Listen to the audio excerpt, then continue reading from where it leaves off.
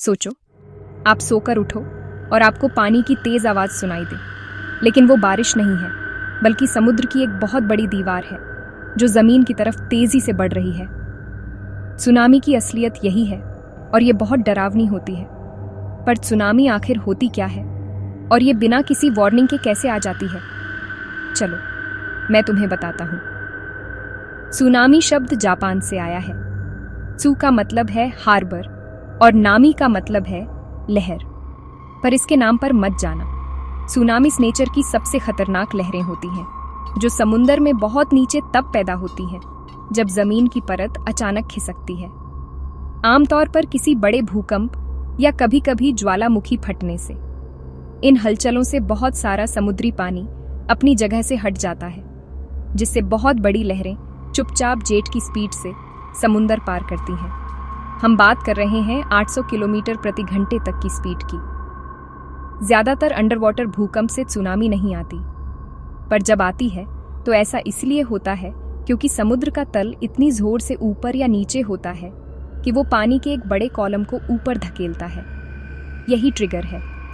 खुले समुद्र में तुम्हें शायद ये लहरें पता भी न चलें। इनकी ऊंचाई सिर्फ 1 मीटर होती है और ये जहाज़ों के नीचे से बिना पता चले निकल जाती है। पर जैसे ही ये कोस्ट की तरफ बढ़ती है, समुद्र उथला हो जाता है और लहरें अचानक लंबी हो जाती हैं और ऐसी मॉन्स्टर बन जाती हैं जो पूरे किनारे के शहरों को मिनटों में निगल सकती है।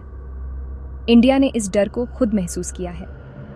26 दिसंबर 2004 को इंडोनेशिया के पास 9.8 तीव्रता के भूकंप से एक सुनामी आई थी, जिसने 14 देशों में तबाही मचाई थी। 230,000 से ज्यादा लोगों की जान चली गई थी।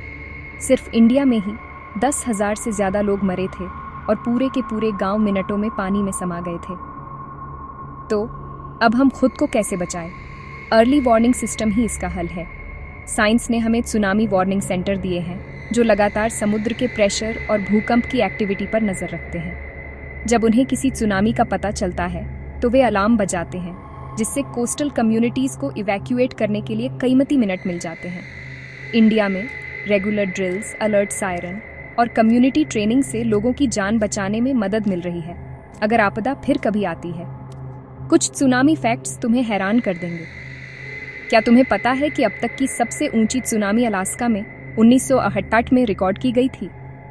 वो लहर 420 फीट ऊंची थी, ज्यादातर स्काई स्क्रेपर्स से भी ऊंची, जो जंगलों और पहाड़ों से होकर गुजरी थी। तो अगली बार जब तुम सुनामी शब्द सुनो, याद रखना, ये सिर्फ एक लहर से ज्यादा है। ये एक ऐसी ताकत है जो हिस्ट्री को शेप देती है। अगर तुम्हें ये एक्सप्लेनेशन यूजफुल लगा तो लाइक करो, अपने दोस्तों के साथ शेयर करो और ऐसी और साइंस स्टोरीज के लिए सब्सक्राइब करो। Stay curious, stay safe.